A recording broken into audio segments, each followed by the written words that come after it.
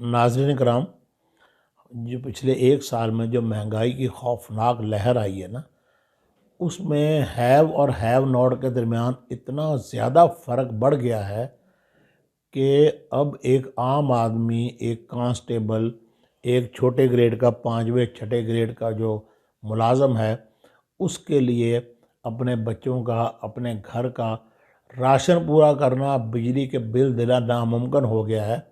और एक तरफ ब्लेस्ड वन है जिनके पास इतना कुछ है कि ख़त्म होने का नाम नहीं लेता, और दूसरी तरफ उन्हीं के घरों के बाहर खड़े गार्ड, उन्हीं की गाड़ियां चलाने वाले ड्राइवर, उन्हीं के इर्द गिर्द उन्हीं जो हसार लेकर चलने वाले जो सिक्योरिटी गार्ड्स, जो निचले उन्हीं के क्लर्क, उन्हीं के हेल्पर, उन्हीं के जो पियन और उन्हीं के अर्दली, उनके घरों में 3 वक्त का 2 वक्त का खाना मुश्किल हुआ है। और ये बात मुझे पिछले दिनों एक सीनियर पुलिस ऑफिसर ने बताई। उसने कहा जी इतनी ज़्यादा फोर्सेस में, हमारी पुलिस फोर्स में इतना ज़्यादा, उसने कहा जी नफ़रत फैल गई है जो कांस्टेबल लेवल पे, हेड कांस्टेबल लेवल पे, कि अब हमें इनसे डर लगने लगा है कि कहीं दोबारा कोई मलक अशरफ जैसा वाक़या ना हो जाए। मलक अशरफ का वाक़या आप भूल चुके होंगे, मैं आपको याद करवाता हूँ कि एक कांस्टेबल था अहमद हसन, जो कि सिक्योरिटी गार्ड था डीआईजी बहावलपुर मलक अशरफ का, और उसने बहावलपुर से रहीम यार खां जाते हुए गाड़ी रुकवा कर मलक अशरफ डीआईजी को कत्ल कर दिया था। फिर वो गाड़ी लेके वापस आया ड्राइवर के साथ। फिर उसने एडीआईजी को, एडीआईजी था को अब्दुर्रहमान नाम का, ये 20 साल पुराना वाक़या है, उसने फिर अब्दुर्रहमान को कत्ल किया था। और अहमद हसन उसका नाम था, फैसलाबाद का वो रहने वाला था, पुलिस में कांस्टेबल था। उसको बहावलपुर जेल में फांसी हुई, और जब फांसी हुई तो उसने फांसी के वक्त फांसी के फंदे पर चढ़ के भी ये बात कही कि जो हो गया, मुझे कोई मलाल नहीं। और उस वक्त पूरे पंजाब की पुलिस उस वाक़े से हिल के रह गई थी। मुझे याद है मलक इकबाल जो आईजी पंजाब थे, वो उसकी तफ्तीश करते थे, वो कहते थे इसकी कड़ियाँ कहीं बाहर से मिलती हैं, लेकिन कोई बाहर से नहीं मिली। हैव और हैव नॉट का फ़र्क। और मलक अशरफ, अल्लाह उन्हें गरीक रहमत करे, वो बहुत मुलाजमीन के साथ बुरा सलूक करते थे। और ये वाक़या भी उन्होंने को रिएक्शन दिया, को गाली दी, तो वो रिएक्शन में उसने पहले उनको कत्ल किया, फिर एडीआईजी वो जो पहला कत्ल किया वो उच शरीफ के करीब किया, चनी गोड़ के करीब, और दूसरा कत्ल बहावलपुर आ किया। 1.5 घंटा वो जो डेड बॉडी थी डीआईजी की, वो साथ लेके फिरते रहे। और मुझे जिन डीआईजी मेरे दोस्त हैं, उन्होंने मुझे कहा कि मियाँ साहब सूरत हाल ये बनी हुई है कि हमारे जो अर्दली, हमारे जो गार्ड हैं, मैं उनसे बात करता रहता हूँ, उनके वो कहते हैं जो गुजारा नहीं होता, ख़र्चा नहीं पूरा होता, और कोई अपने बच्चों को स्कूल की फ़ीस देने के लोगों के पास पैसे नहीं है। वो कहते हैं मैं तो रात को अपनी कोठी पे जो गार्ड्स हैं उनको डिसआर्म करके सोता हूँ। मैं अपनी कोठी के गार्ड्स को डिसआर्म करके सोता हूँ। रात को मैं उनकी मैगज़ीन वगैरह ले लेता हूँ। मैं अपने पास घर के अंदर असला रखता हूँ और दिन को उन्हें वापस करता हूँ। और मैं इनका बाकायदा नफ्सियाती इलाज करवाता, इनका नफ्सियाती तजिया करवाता हूँ अपने गार्ड्स का। फिर मुझे उन्होंने कहा कि मैं इनको बाज़ कोई कपड़े ले देता हूँ, कोई पैसे पूसे भी दे देता हूँ कि ये खुश रहें।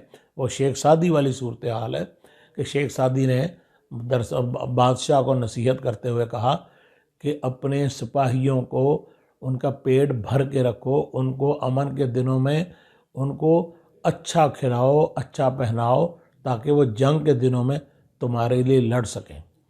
मेरे लिए ये बहुत बड़ी बात थी। तो मुझे उन्होंने कहा डीआईजी ने कि मुझे तो डर लगता है कि जिस तरह इंडिया में अपने ही सिक्योरिटी गार्ड ने इंदिरा गांधी को मारा, पाकिस्तान में मलक अशरफ कत्ल हुए, डीआईजी बहावलपुर, इस तरह और भी वाक़यात हो चुके।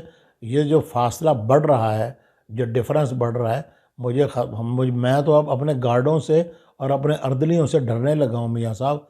तो ये बहुत बड़ी बात है, बहुत बड़ा ये लम्हा फ़िक्रिया है जो उन्होंने कहा, और किसी की इस तरफ तवज्जो नहीं है।